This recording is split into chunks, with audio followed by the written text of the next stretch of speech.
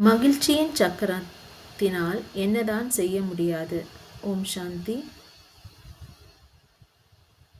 நீங்கள் உலக தாய்மார்களாக இருக்கின்றீர்கள்.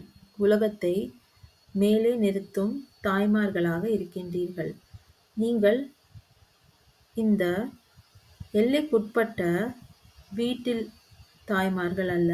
ஆனால் நீங்கள் சதா உலக நன்மையாளர்கள். எப்படி தந்தை உலக நன்மையாளர்களாக இருக்கின்றாரோ அதே போல நீங்கள் குழந்தைகள் கூட உலக நன்மையாளர்கள். ஆதலால் நீங்கள் வீட்டில் வாழ்கின்றீர்களா அல்லது உலக சேவையின் களத்தில் வாழ்கின்றீர்களா? இந்த உலகமோ உங்களது சேவையின் ஸ்தலமாக இருக்கின்றது.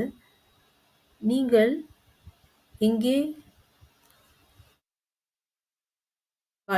வாழ்கின்றீர்கள் என்றால் அது எல்லையில்லாததாக இருக்கின்றது, எல்லைக்குட்பட்டதாக இல்லை. எங்கே நீங்கள் உங்களது நேரத்தை மிகவும் செலவிடுகின்றீர்கள்?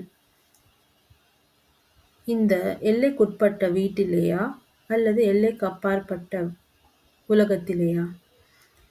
எப்பொழுது நீங்கள் இந்த இலக்கை வைத்துவிட்டீர்களோ, அதாவது எல்லை இல்லாத விஷயங்களில் இருப்பது என்பது, அப்பொழுது சுலபமாக நீங்கள் எல்லைக்குட்பட்ட பந்தனங்களிலிருந்து முக்தி அடைந்து விடுவீர்கள். இப்பொழுது உங்களுக்கு எண்ணங்கள் இருக்கின்றது, அதாவது எனக்கு நேரம் இல்லை. ஆனால் உங்களுக்கு ஆசை இருக்கின்றது, ஆனால் உங்களது உடலோ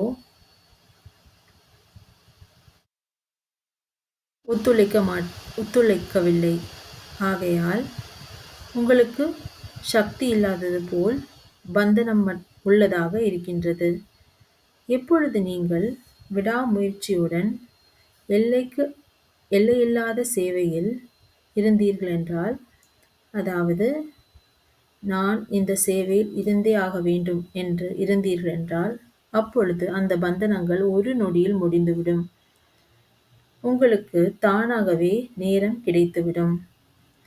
உங்களது உடல் தானாகவே செயல்பட ஆரம்பித்துவிடும். உங்களுக்கு இந்த அனுபவம் இருக்கின்றது.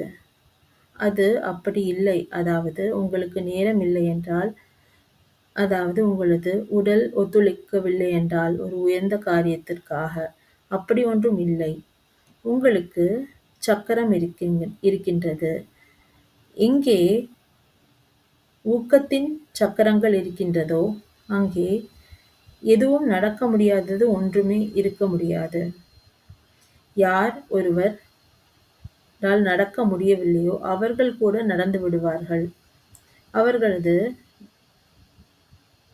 வியாதிகள் முடிவடைந்து விடும். எப்பொழுது ஒரு தேவைப்படுகின்ற காரியத்தை நாம் இந்த உலகில் முடிக்க வேண்டுமென்றாலும் நாம் என்ன செய்வோம்? நமது வியாதிகள் அந்த நேரத்துக்கு முடிவடைந்து விடுகின்றது தானே. பிறகு நாம் தூங்கி விடுவோம். ஆனால் அந்த நேரத்திற்கு நாம் என்ன செய்ய வேண்டுமோ அதை நாம் கட்டாயத்தின் பேரிலாவது நாம் செய்து விடுகின்றோம், இல்லைதானே? ஆதலால் நாம் எந்த ஒரு விஷயத்தை செய்தாலும்